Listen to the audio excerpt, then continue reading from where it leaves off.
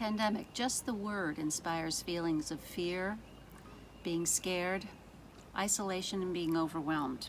Hi, I'm Linda Kimbell, wellness counselor with Cardiology Care Clinics and Lifestyle Medicine of Lake Oconee, where I work with a team of clinicians to help support our patients who are dealing with chronic illnesses. What we do know is that fear and anxiety can compromise the immune system. That's the ability to fight disease and infection. We also know that the ability to be calm in the midst of chaos can actually improve our health and well-being. When asked to put together this video, it was, how do we manage anxiety? So I pulled the following points from an excellent article from one of my favorite authors and psychologists, the renowned Harriet Lerner, who was recently interviewed by the New York Times. She identified 10 ways to ease your coronavirus anxiety. Number 1, know the facts. The world is full of rumors, lots of misinformation, so be very, very selective in your sources. What we do know is that anxiety is accelerated by not knowing.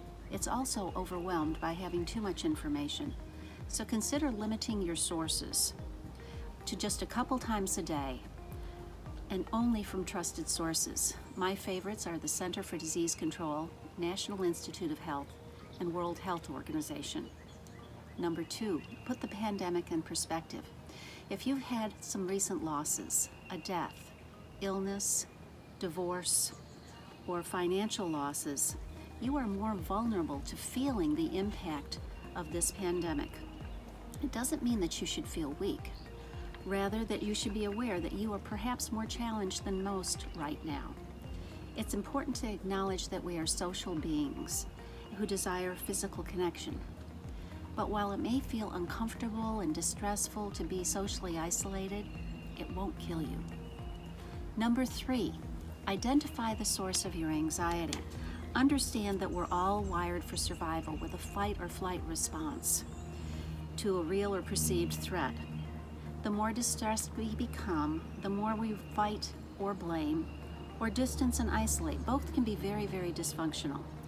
The best approach is to pause, identify the source of your anxiety, and decide how to respond, not react to it. Number 4, refrain from shaming and blaming. When our survival is threatened, it's easy to blame others. We can use the feeling of anxiety to identify a problem and then decide to exercise our humanity to solve it together. Number 5, don't be afraid to ask for help.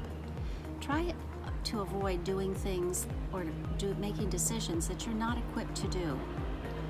Seek out a straight-thinking friend and ask them what they would do in a given situation. You may decide not to follow the advice, but at least you've gotten another perspective. Number 6, don't procrastinate about preparing for the worst. It's human nature to either under or overreact to a threat. What we know, Dr. Lerner stated, is, quote, passivity and inaction will make fear grow, end quote.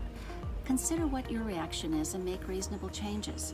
If you've procrastinated in preparing for food and medicine to be stored, ask a good friend to help you make wise decisions, and make it now. Number 7, connect. Yes, practice social distancing, but don't isolate.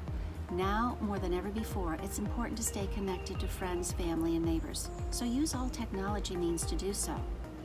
But seek connections from people that bring you calm, not chaos. Number 8, practice self-compassion. Uncertainty is an opportunity for us to care not only for others, but also for ourselves. Fear is a toxic chemical reaction to the body that makes us feel out of control. It comes and goes relentlessly. Remember, the fear is temporary. Hold on to hope for a better tomorrow. Number 9, don't skip the self-care. This is when engaging in healthy lifestyle is ever more important. Regular schedules, healthy food, good exercise, good sleep, meditation, and social connection are lifesavers. Don't forget the benefits of pets as a source of unconditional love and affection. Last, and number 10, don't let fear and anxiety become pandemics also. Remember that acknowledging and managing our fears and anxiety isn't just good for us, It's good for everyone with whom we interact. Emotions are contagious. We can make a difference when we act in love, compassion, and empathy. Be the difference. Thank you, and may you be well.